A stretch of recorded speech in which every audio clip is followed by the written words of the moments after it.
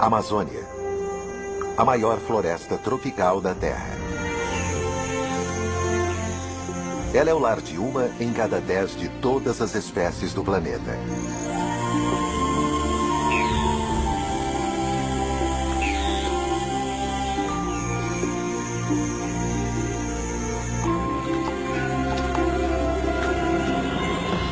Ela pode parecer um vasto paraíso tropical, mas esconde um lado mais cruel.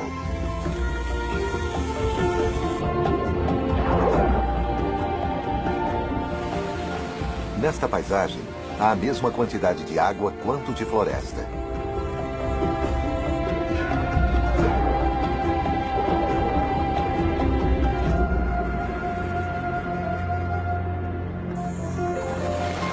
E todos os anos, estes dois mundos colidem, quando a floresta se enche de água.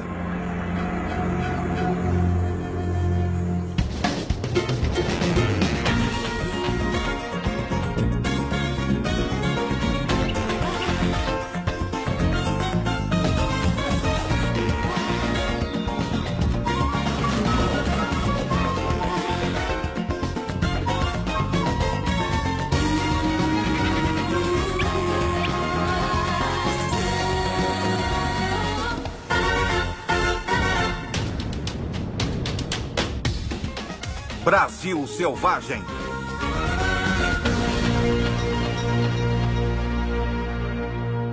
A Sombra do Gavião. A Amazônia é inimaginavelmente grande. Dentro deste espaço verde, um número enorme de animais luta para sobreviver. A cada manhã, bugios saúdam o dia. Eles estão anunciando seu domínio dessa parte da floresta. Mas seus chamados alertam um assassino perspicaz.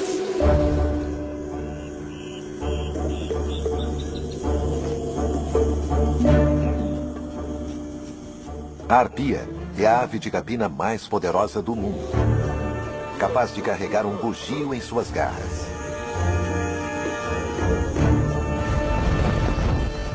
Suas asas, cuja envergadura é de 2,5 metros, são amplas e curvas, o que a permite fazer manobras através dos dosséis com precisão mortal.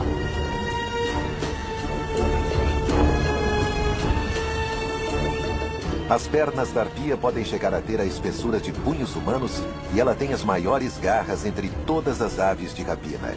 Ela é capaz de carregar uma presa com quase o mesmo peso que ela.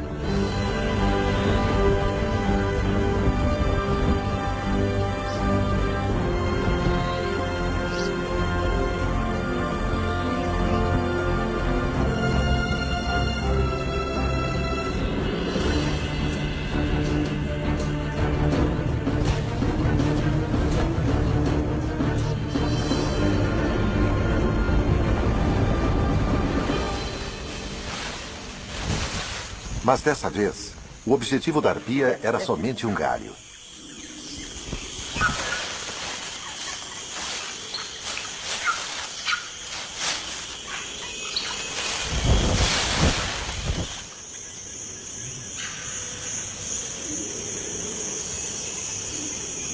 Os gamos são para ela levar para o ninho que fica nos galhos das árvores mais altas da floresta.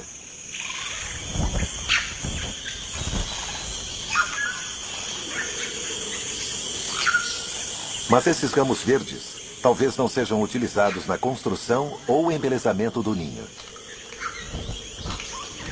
As folhas de muitas das plantas desta floresta contêm substâncias químicas, venenos, para evitar que os animais as comam. E essas folhas podem agir como repelentes contra insetos. A ave talvez esteja usando armas químicas.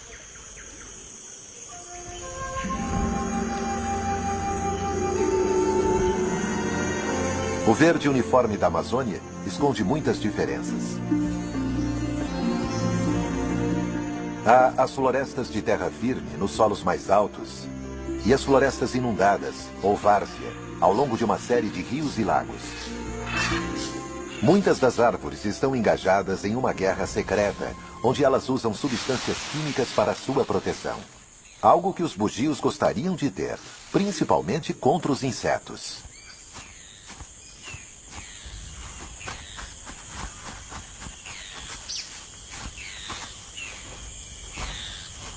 Quando não estão se coçando, os macacos fornecem um serviço às árvores. As figueiras oferecem frutos nutritivos e macios com sementes pequenas.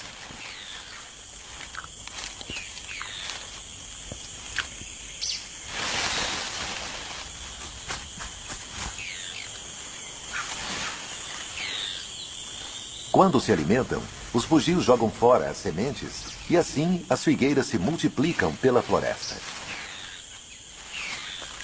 Na guerra invisível, as árvores lutam para manter suas folhas, muitas usando venenos para evitar que os animais as comam, mas ao mesmo tempo incentivando as criaturas a comerem seus frutos.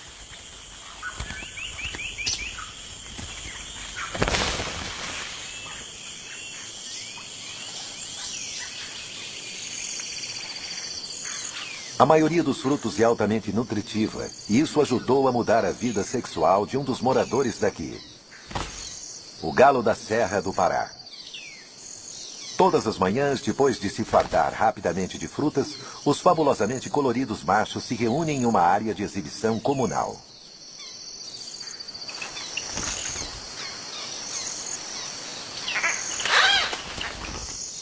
Cada macho é dono de um poleiro e de um pequeno pedaço de chão abaixo dele. É por serem abastecidos pelas frutas que os machos conseguem passar a maior parte do dia se exibindo. Eles competem entre si, tentando afastar outros machos de seus poleiros.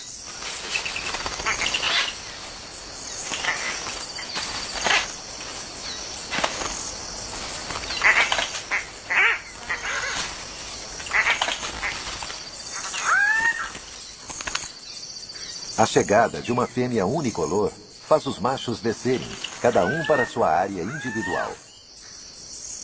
Curiosamente, eles agora pararam de emitir sons e mal se movem. Eles esperam com as penas eriçadas, na esperança de que a fêmea visite sua área exclusiva. Os machos tentam estragar o show um dos outros, adentrando a cena da exibição alheia.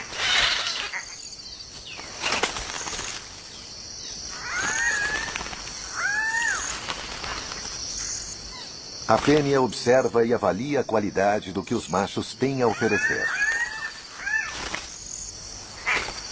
Eles usam faixas iluminadas pelo sol para salientar seu esplendor.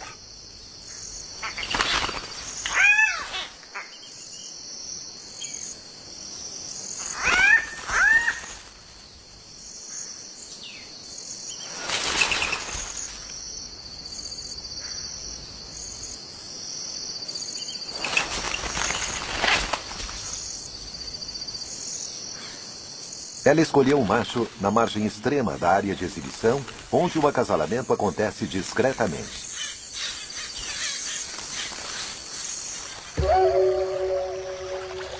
As árvores oferecem frutos comestíveis como uma recompensa aos animais que espalham suas sementes, mas muitas se defendem com um escudo químico para evitar que suas folhas sejam comidas. Existe uma guerra invisível entre as árvores e os comedores de folhas. E o comedor de folha mais importante da Amazônia é este pequeno inseto, a formiga cortadeira. Suas mandíbulas vibram milhares de vezes por segundo à medida que ela corta as folhas. As folhas cortadas não são comidas pelas operárias.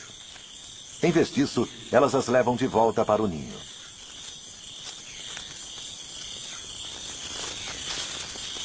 À medida que se deslocam, as formigas deixam uma trilha de odor para marcar o caminho.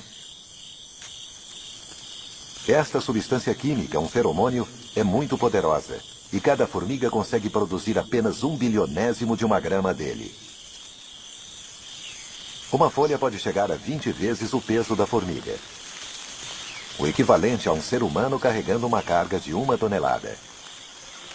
Porém, mais surpreendente ainda, estes mini-hércules chegam a mais de 100 metros de seu ninho, o equivalente humano a uma caminhada de 24 quilômetros.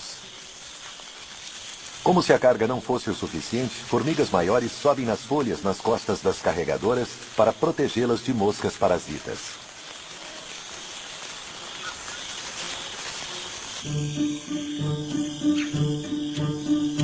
O ninho subterrâneo é enorme e pode abrigar cerca de 8 milhões de indivíduos.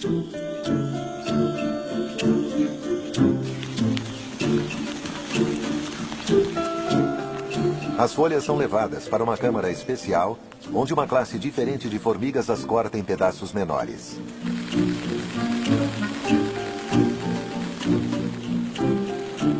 O objetivo de toda essa indústria é alimentar um fungo. As formigas são fazendeiras e as menores operárias cuidam dos jardins de fungos. Este é o alimento da colônia.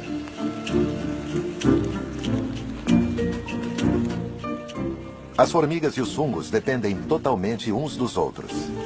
Se as formigas trouxerem folhas envenenadas que não sejam adequadas aos fungos para o ninho, algo as avisará e então elas coletarão outras folhas. A rainha é uma gigante no mundo liliputiano.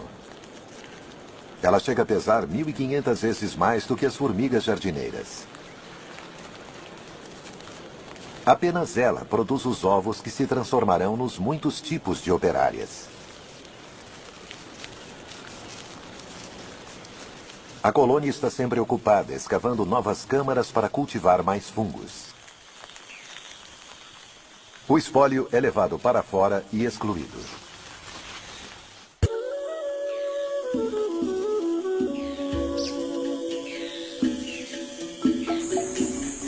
As formigas encontraram um método de lidar com as folhas tóxicas. Outros animais encontraram maneiras diferentes de superar esse desafio. A mãe preguiça tem seu próprio método de encontrar folhas comestíveis.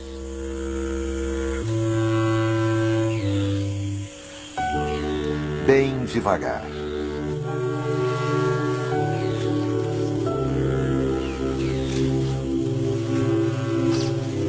A razão da famosa letargia da preguiça é que folhas têm pouco valor nutricional.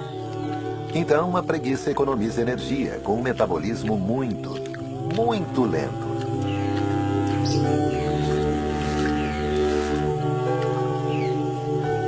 A preguiça usa seu apurado olfato para encontrar folhas com poucos agentes venenosos. E o filhote aprende com a mãe. O movimento denuncia a presa ao predador.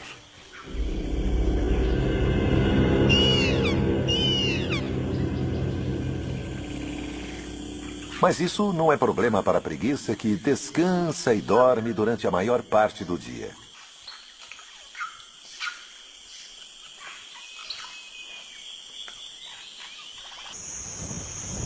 A agitação no ninho.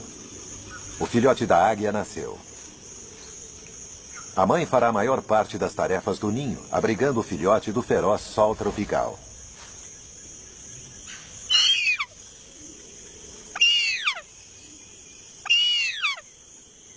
O filhote passará 5 meses no ninho, até que chegue a ter o tamanho dos pais. Durante esse tempo, eles trarão galhos como uma forma de controlar os insetos. A mãe vê algo se movendo.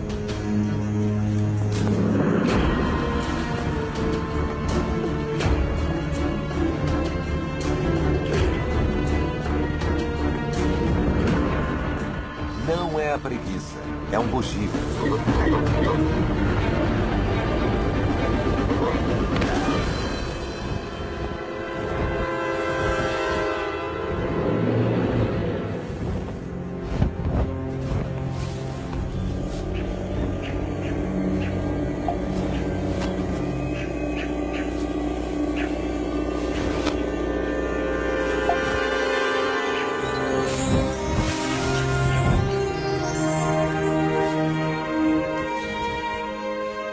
O macaco será um dos muitos que os pais trarão ao único filhote durante os próximos meses.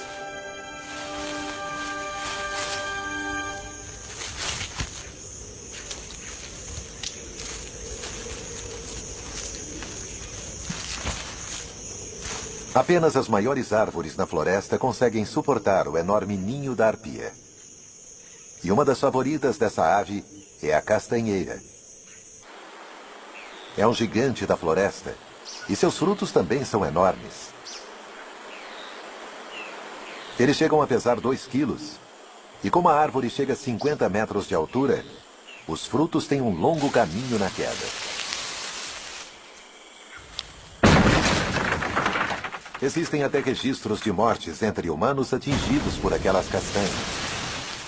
O fruto é duríssimo e por muito tempo não se soube que animais conseguissem abri-lo. Mas agora sabemos que este roedor, a cutia, não só come as castanhas, como ajuda a produzir novas árvores.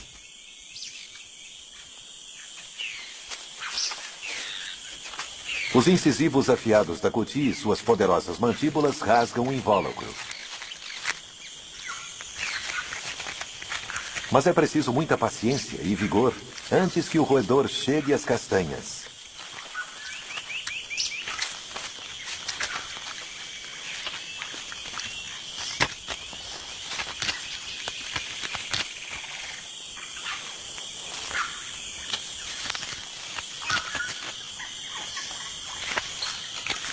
A cutia come algumas e enterra o restante para mais tarde.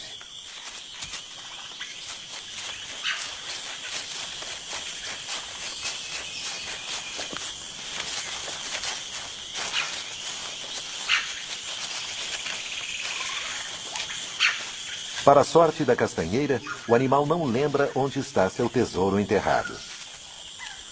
E assim, na cutia, a castanheira tem um jardineiro bem pago que até ajuda a plantar suas sementes.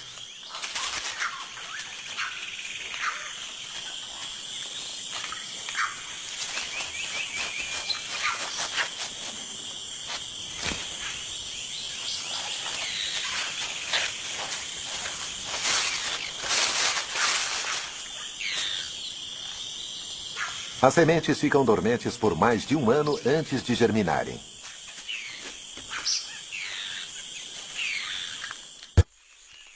Existe outro animal que também recorre ao fruto da castanheira. Ele é um tipo de rã venenosa. É possível que essa rã obtenha suas toxinas das formigas e cupins que ela come, que por sua vez obtém seu veneno das folhas. A rã concentra o veneno e avisa isso aos outros através de suas cores brilhantes. A fêmea põe os ovos no chão úmido da floresta.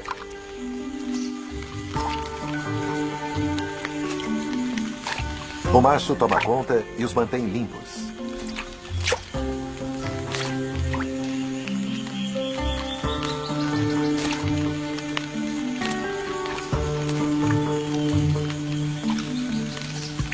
Quando nascem, ele lhes dá carona.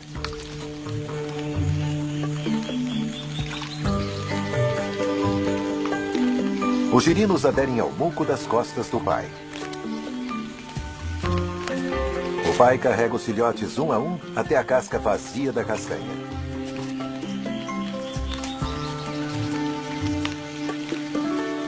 Ele verifica o lago em miniatura para ver se tem alimento bastante para seus filhotes.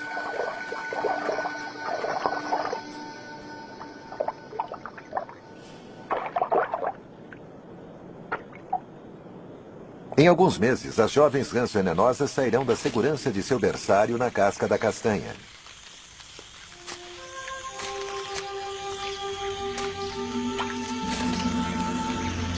A floresta amazônica é um lugar difícil onde viver. Não é um paraíso, pois está repleto de plantas venenosas e desagradáveis que seus habitantes precisam enfrentar. Os bugios precisam descansar e dormir durante horas, enquanto digerem as folhas que comeram.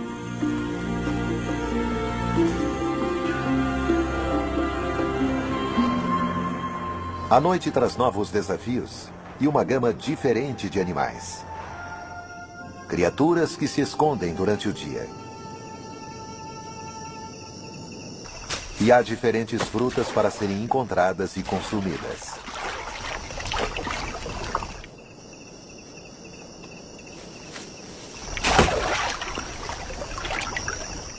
A cuíca se prepara para a noite.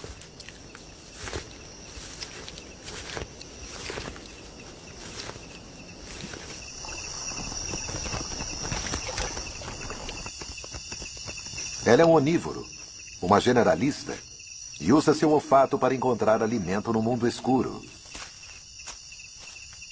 Mas ela precisa competir com morcegos frugívoros. Uma fruta deste tamanho é uma atração irresistível.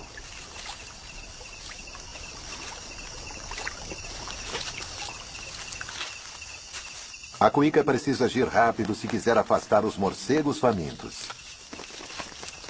Eles estão concentrados em se alimentar, mas precisam ter cuidado com a cuíca.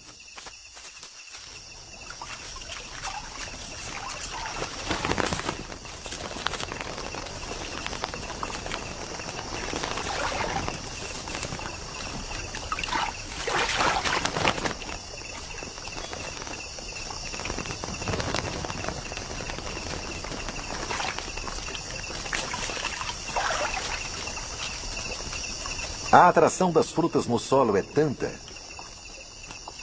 que quando a cuíca vai embora, os morcegos retornam. Eles estão distraídos com o frenesi da alimentação e não percebem que a cuíca voltou.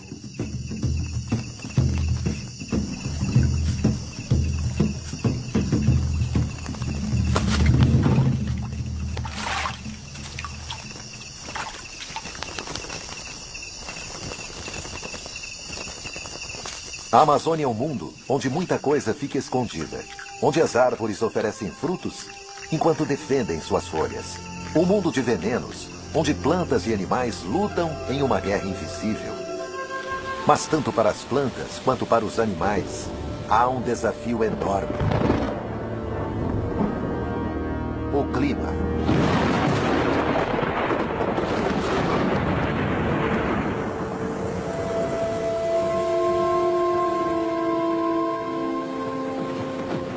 A Amazônia é uma floresta tropical. Cerca de 250 centímetros de chuva caem todos os anos.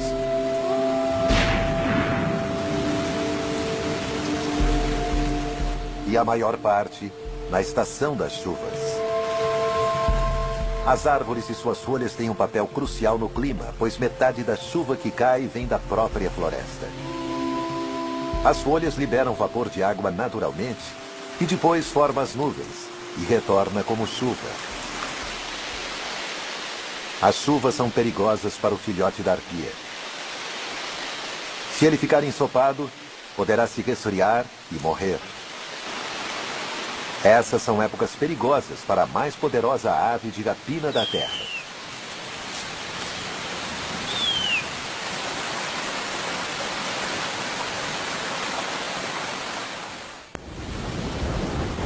As chuvas transformam a floresta amazônica e muitos de seus rios.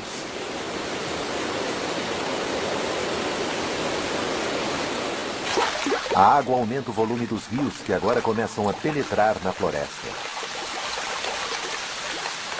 As tempestades são tão intensas que a floresta se torna um mundo anfíbio.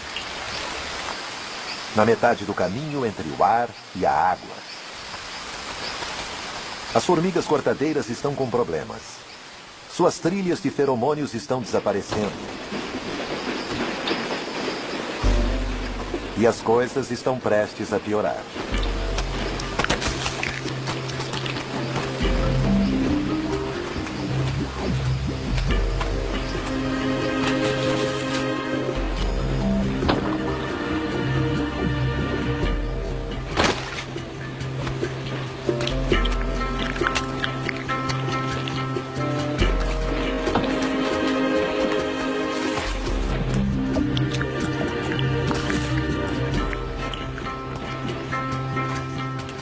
Não são apenas as torrentes de água vindas de cima. Os rios continuam subindo, submergindo suas trilhas. As formigas, as maiores consumidoras de folhas da floresta, estão encharcadas pela estação das chuvas.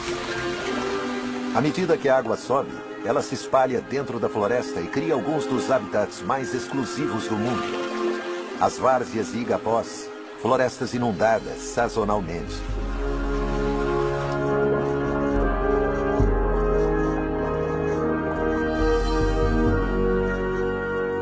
Quase 250 mil quilômetros quadrados de floresta estão sob as águas.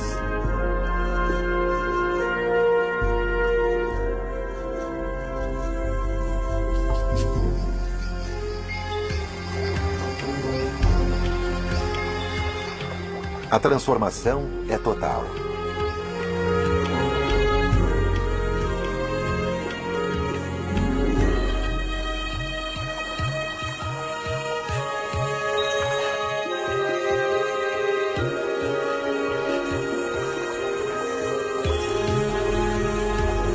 Onde antes as aves faziam seu poleiro e as cutias se alimentavam, agora há novas oportunidades.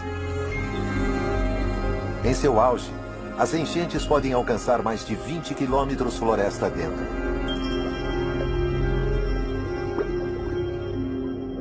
A água está verde, cheia de plâncton microscópico que alimenta cardumes de pequenos peixes à medida que eles se movem por entre a floresta inundada. Os peixes fazem sua casa entre as folhas do solo da floresta, onde antes formigas carregavam suas pesadas cargas.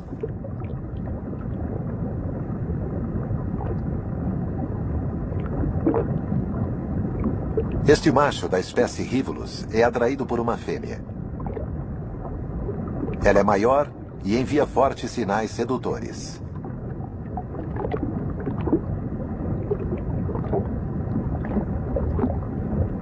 Mas nem tudo é o que parece. O macho está seduzido, mas está indo para a morte. A fêmea não é da sua, mas de outra espécie, a Erythrinus, uma fêmea fatal dos peixes que imita uma fêmea comum, atraindo assim o macho para a morte.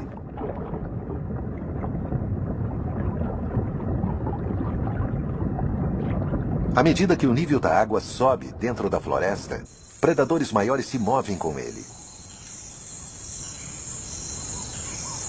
A mata-mata fica na linha de frente à medida que a enchente avança por entre as árvores.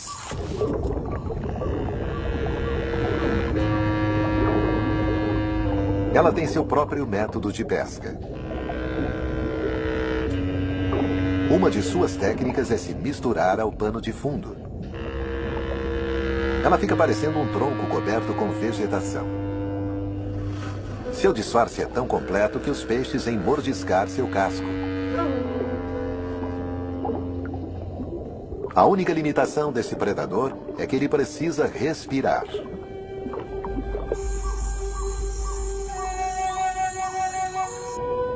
Isso restringe a mata-mata às margens mais rasas da enchente invasora.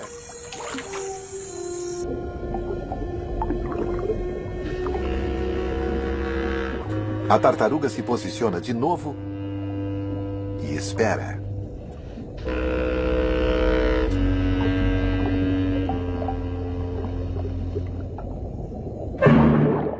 E depois explode em movimento.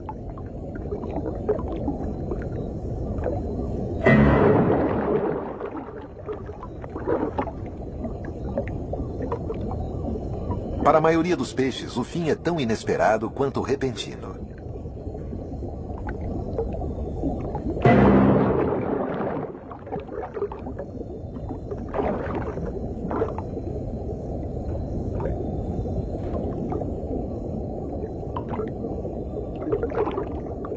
O nome brasileiro, mata-mata, pode se referir à habilidade da tartaruga de matar. Se for isso, é realmente muito apropriado.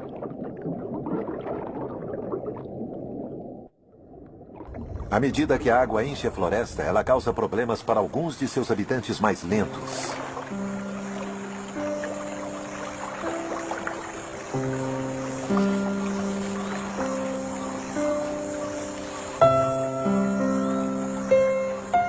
A preguiça enfrenta o novo desafio de ter que se mover de árvore em árvore à medida que procura folhas menos venenosas.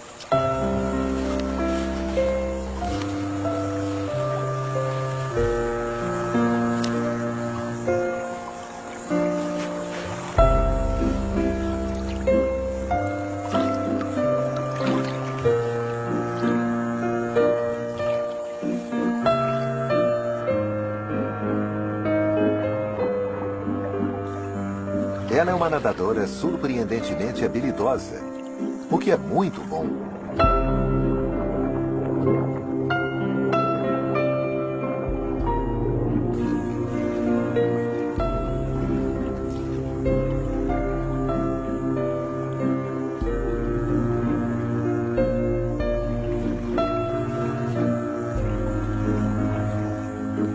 Mãe e filhote conseguem percorrer a nado, muito devagar, as curtas distâncias entre as árvores.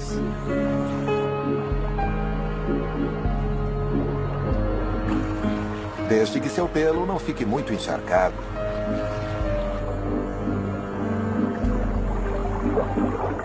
Curiosamente, o pelo molhado da preguiça pode ser uma bênção disfarçada, pois incentiva as algas verdes a crescerem, o que proporciona uma espécie de camuflagem.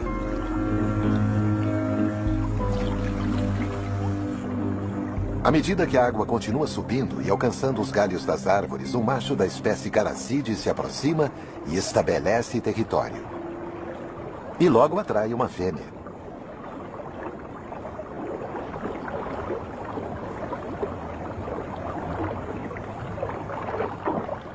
O macho vigia um trecho de água abaixo de um galho.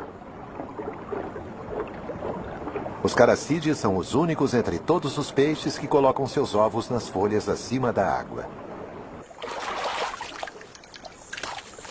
O ato de acasalamento exige coordenação extraordinária e o tempo perfeito.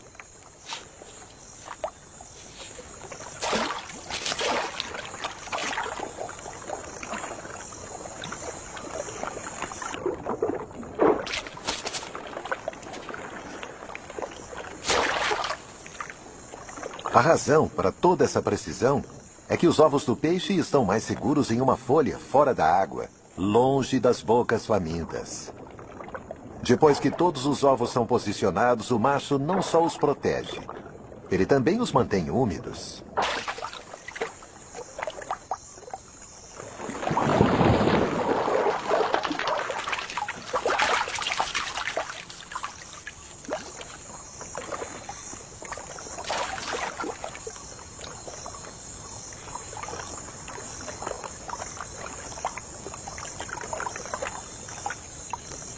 Os ovos se desenvolvem rapidamente e depois de 2 dias, os bebês estão prontos para eclodir.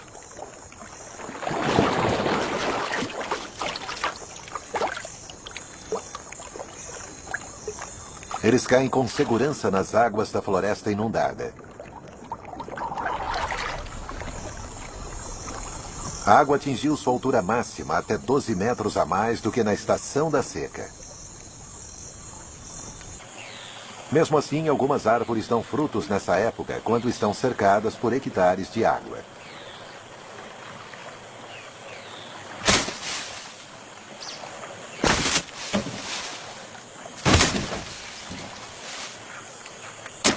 As sementes da seringueira parecem estar sendo desperdiçadas, caindo dentro da água. Mas nada poderia estar mais longe da verdade.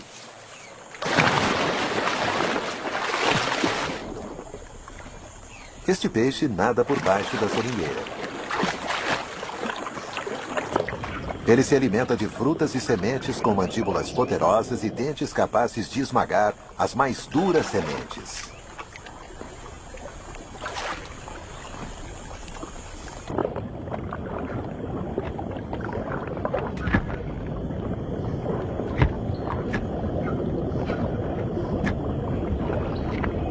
O estranho relacionamento entre peixe e árvore é mutuamente benéfico. As sementes evacuadas por ele são espalhadas pela floresta inundada. Com uma enchente com nível tão alto, a várzea não é um local seguro.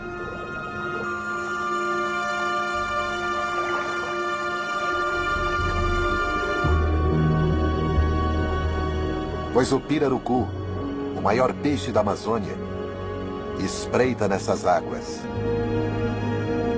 Este monstro pode chegar a 3 metros de comprimento. O pirarucu é um gigante estranho, pois ele vem à superfície a cada 10, 15 minutos durante sua caçada.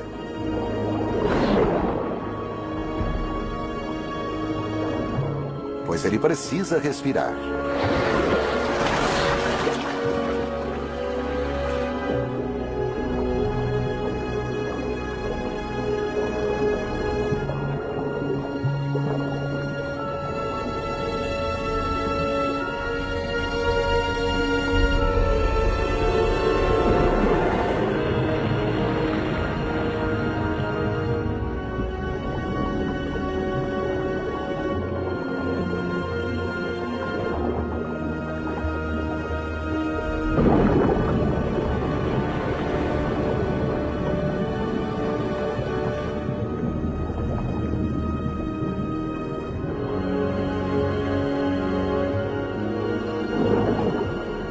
pirarucu é membro de uma família primitiva de peixes que persegue e aterroriza outros peixes desde a era dos dinossauros.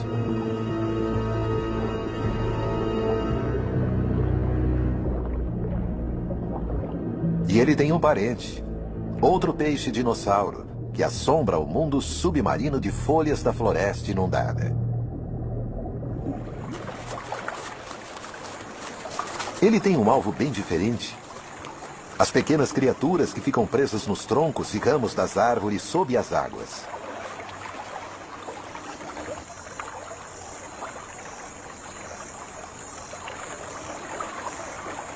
Com 1 metro de comprimento, o aruanã é menor que o pirarucu, mas não menos assustador.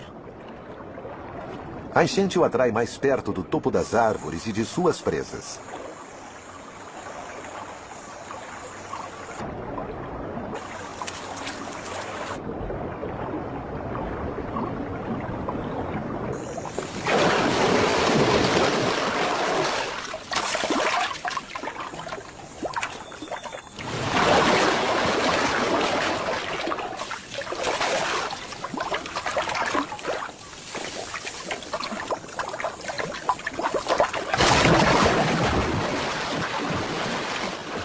As enchentes são uma época de abundância para os aruanãs.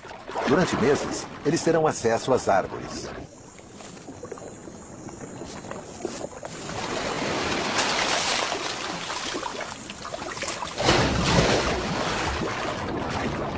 Mas o que é bom, dura pouco. As águas começam a retroceder.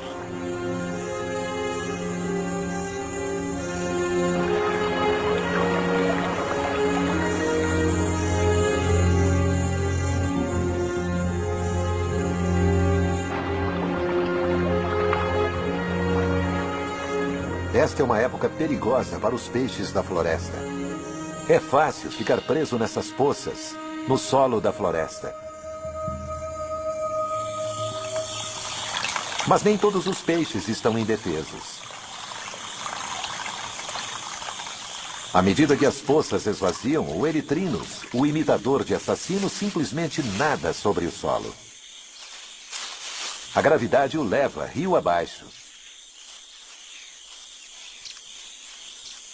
Desta forma notável, ele escapa da morte certa.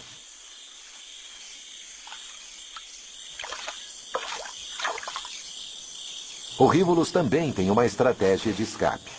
Ele usa os poderosos músculos da cauda para se lançar no ar. Desta maneira vigorosa, ele gira sobre o solo da floresta.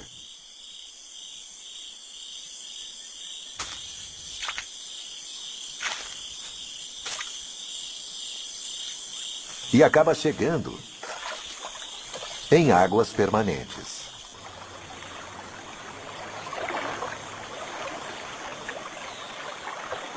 Os habitantes temporários das florestas inundadas são forçados a voltarem para os riachos, rios e lagos.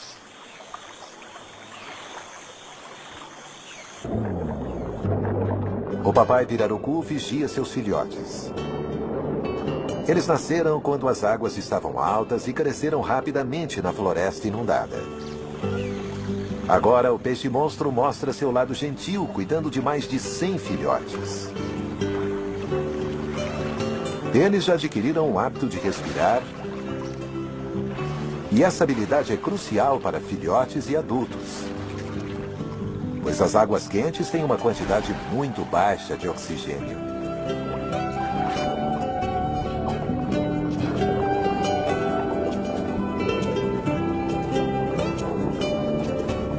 Os filhotes ficarão com o pai durante 3 meses.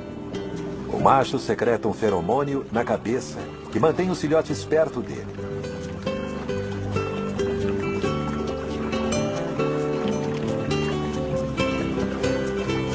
Eles crescerão e chegarão a 1 metro de comprimento quando tiverem 1 ano de idade.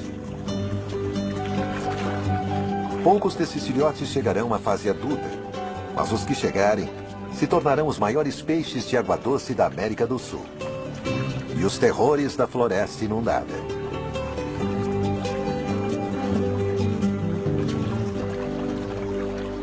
O fluxo das enchentes traz tanto fartura quanto fome para os peixes. E as estações da seca e das chuvas afetam todas as criaturas da Amazônia. É na estação da seca, na floresta de terra firme, que outro gigante da Amazônia atinge seu momento-chave em seus deveres de pai.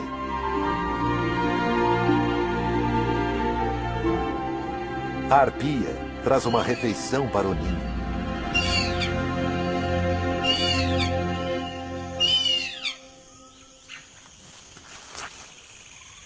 O filhote está com 5 meses e já é quase adulto.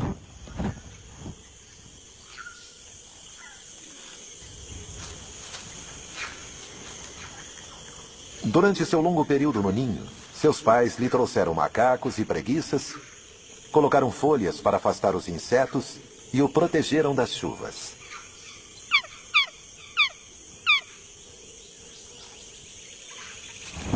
Agora está na hora dele ir para o ar.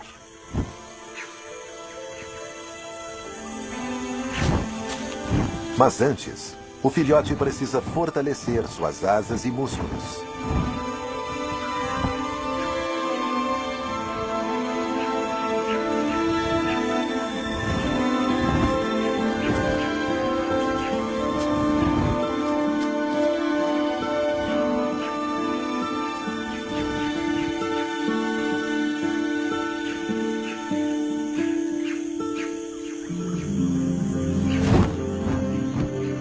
O reino dessas arpias é um dos mais complexos do mundo.